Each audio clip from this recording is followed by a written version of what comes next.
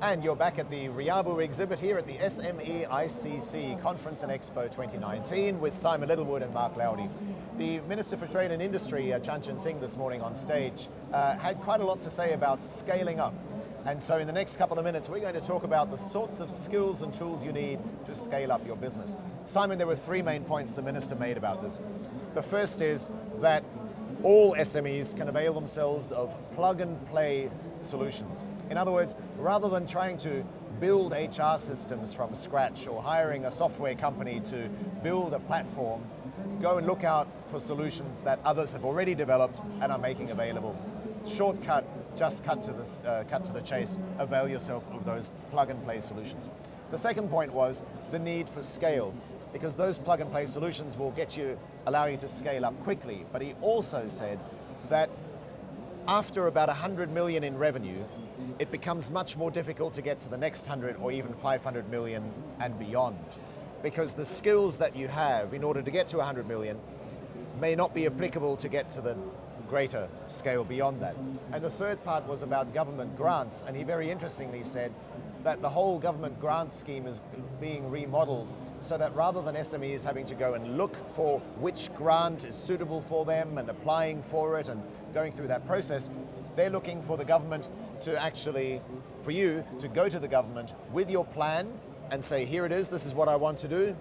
The government then says, okay, these are the schemes that are right for you. We'll now help you to apply for them. I guess more of a company-centric rather than a grant-centric approach. But back to scaling up, Simon.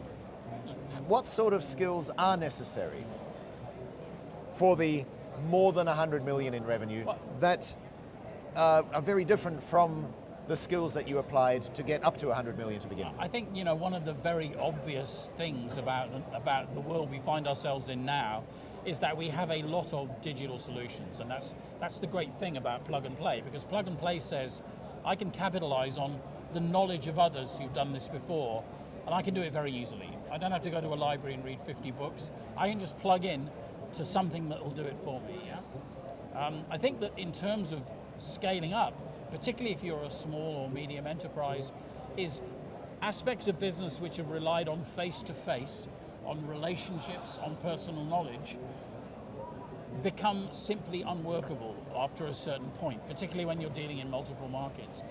So you need to focus on having clear process, clear ownership across functions within your company of who does what. And nowhere is that more true than in the divisive question of order to cash, which spans making and selling the stuff to getting the money in the bank and involves at least 4, possibly 5 functions in the process. Which are they?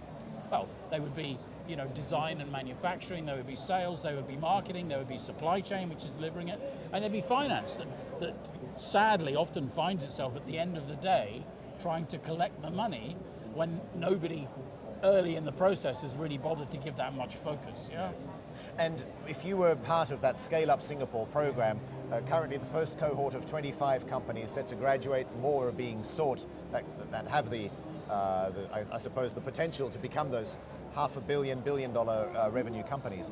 What would you advise them about managing their receivables and cash flow in that order to cash process that you mentioned? Yes, I mean, it needs to be professionalized. You need to move away from a personal relationship thing to a situation where you have clearly defined roles all the way through the order to cash process, which span different functions.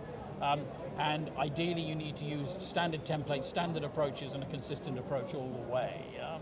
I think the other thing is, of course, that you need engagement. So it's no good if you've got one bunch of people trying to collect the money. It's like acting like wicket keepers if you follow cricket, which is, the game's essentially been played and then the ball's landed in someone's hand. This needs to be a part of your DNA. In order for it to be part of your DNA, people need to have clearly defined roles, and they need to be measured and rewarded on how well they do in terms of making the transaction accurate and seamless, reducing errors, communicating early with the customer, and if necessary, resolving any questions that the customer may have, and then getting the money in the bank promptly. That's not just a finance or wicket-keeper function, it's a fundamental commercial responsibility which needs to be owned, as we've often said, from the very top of the company and certainly within the commercial part of the company. Yeah. Often though this is overlooked, right? And as you're looking to scale up, chances are greater focus is placed on things like scale, managing a much larger staff base across multiple countries, multiple locations. Everyone loves to talk about growth. And you know, the fact of the matter is for very, very many companies, growth creates significant risk simply by virtue of the fact that the level of cost and investment as a function of dollars earned may well increase, particularly if you go abroad, because there are new capabilities that you need to deploy.